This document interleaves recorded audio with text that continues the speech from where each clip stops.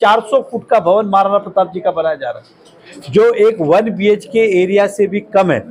दूसरी ओर हम शहर के अंदर एक कला दालन बना रहे हैं स्वर्गीय बाला साहब ठाकरे और स्वर्गीय प्रमोद महाजन जी। अब इनकी ऊंचाई जो है बाला साहब ठाकरे जी की, वो छत्रपति शिवाजी और अन्य महापुरुषों के बराबर की है, और 400 फुट का भवन ये कैसे हो सकता है जिसमें 10 आदमी बैठ नहीं सकते, उसके भवन क्यों कहा गया। मीरा भाईंदर महानगर पालिका के अगर अधिकारी के दालन देखे तो महाराणा प्रताप जी से भवन से ज्यादा बड़े, तो ये उनका अपमान होने जा रहा है। दूसरा, 60 मीटर का DSR रेट का क्या है, तो 3000 रुपये का, एक 18 लाख, 20 लाख, 30 लाख, 40 लाख का काम है, और उसका टेंडर मुझे जो भाषण में बताया कि 1,25,00,000 रुपया खर्च किया जा रहा है। तो 60 मीटर का फ्लैट भी हम लेने जाए तो 60 लाख में मिलता है ये तो, और उसमें तो जमीन भी है, इसमें तो खाली जमीन नगर पालिका की, फिर एक 20, इसके अंदर भी घोटाला है, ऐसा हमारा आरोप है। दूसरी बाजू मैं देख रहा हूं कि पिछले 6 महीनों से विविध समाजों को बुला के लोगों को भवन बांटे जा रहे हैं, गुजराती भवन, मराठा भवन, वारकरी भवन, बिहारी भवन, उत्तर भारतीय भवन, हिंदी भाषण भवन, ये इस तरह के भवन, बंगाली भवन।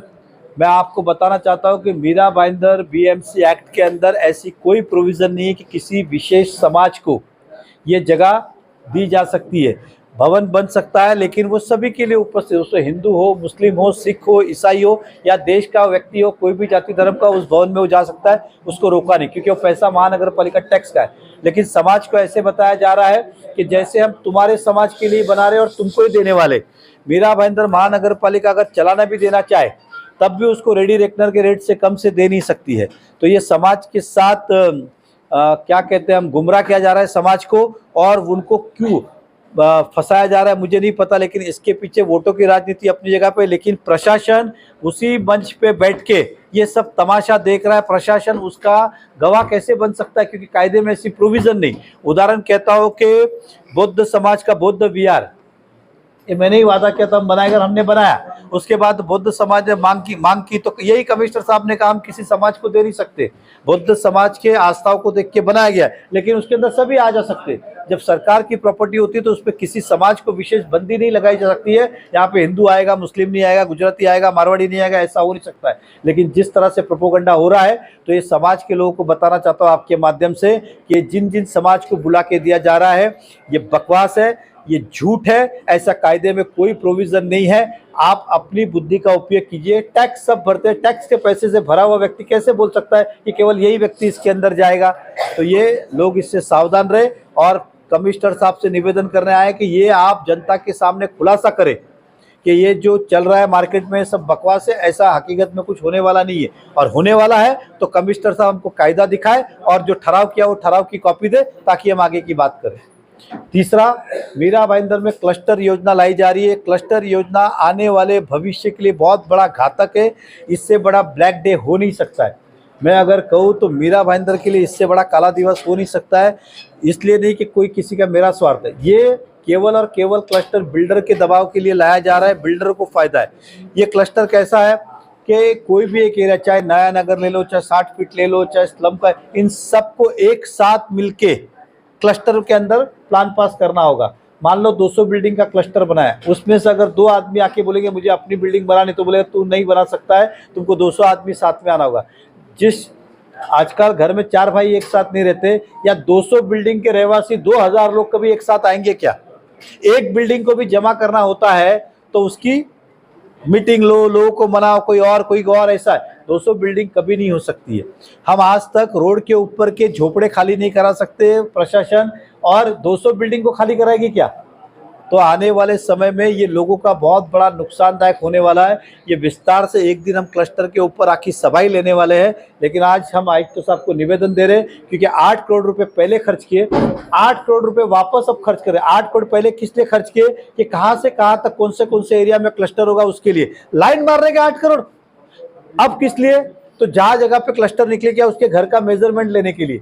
तो म्युनिसिपल कॉर्पोरेशन में हमने ही टेंडर निकाला था, क्योंकि सभी घरों में जाओ एक एक घर में कि किसने किसने कितना कितना फ्लैट का एरिया और टैली करो, टैक्स कम है कि ज्यादा है। तो सबका हमने सर्वे किया हुआ है। वापस से सर्वे करके 10 करोड़ रुपए का टेंडर निकाला। पूरा का पूरा भ्रष्टाचार है। ये रेडीमेड डेटा कॉपी पेस्ट करेंगे और 10 करोड़ का बिल लेके खा जाएंगे।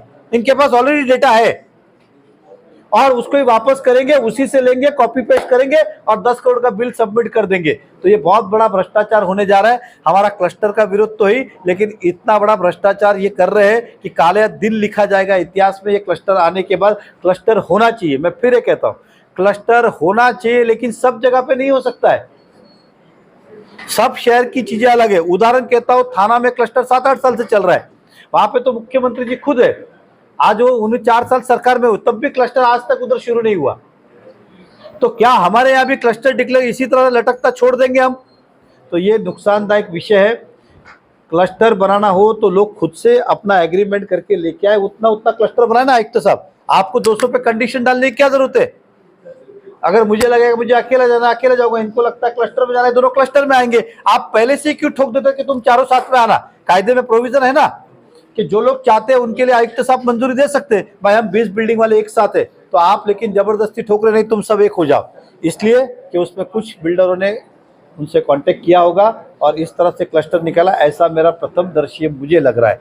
दूसरा और कि मीरा भाईंदर में तो एक कॉम्प्लेक्स में संकेश्वर जैन मंदिर के पास एक ने तो क्लस्टर का बोर्ड भी, अभी तो प्लान आया भी नहीं, उसके पास कहाँ से आया मुझे पता ही नहीं आज तक। मतलब ये जिस बिल्डर ने वो लिया है उसको पहले से मालूम है कि ये क्लस्टर इधर होने वाला है, इसलिए उसने पहले से तैयारी की। अभी तक तो प्लान टेंडर निकाला 10 करोड़ का, अभी ये होगा 3-4, लेकिन उन्होंने पहले से प्लान लगा दिया कौन सा आने वाला है। तो ये कितना बड़ा घोटाला भ्रष्टाचार है और यहाँ के नेता चुप है, ये मेरा सबसे बड़ा एक क्वेश्चन मार्क है। तो आज की जानकारी आपको दी, अब हम कमिश्नर साहब को निवेदन करेंगे। उम्मीद करता हूँ कि हमारी बात को गंभीरता से लेंगे वो, लेकिन लेंगे नहीं इस बात का भी विश्वास है, क्योंकि जहाँ स्वार्थ होता है वहाँ क्यों कोई लेगा, लेकिन हम इससे लड़ते रहेंगे। हर चीज़ की अपना एक सीमा आती है, एक समझ की सीमा। हमने समय समय पे सरकार से, पत्रकार के माध्यम से जनता को हमने कहा है। अब ऐसा आ गया है कि ये जवाबदारी केवल मेरे अकेले की, नरेंद्र मेहता की नहीं है, या हमारे नेताओं की, या भारतीय जनता पार्टी की नहीं है, आम आदमी की भी है, शहर के सभी नागरिकों की भी। अब हमने इसके अंदर पहल ली है, तो हम चाहेंगे शहर के नागरिक हमारा साथ दे, ताकि इस लड़ाई को हम लड़े और जनहित में लड़े और जनता का आने वाला नुकसान हम बचा सकें। धन्यवाद।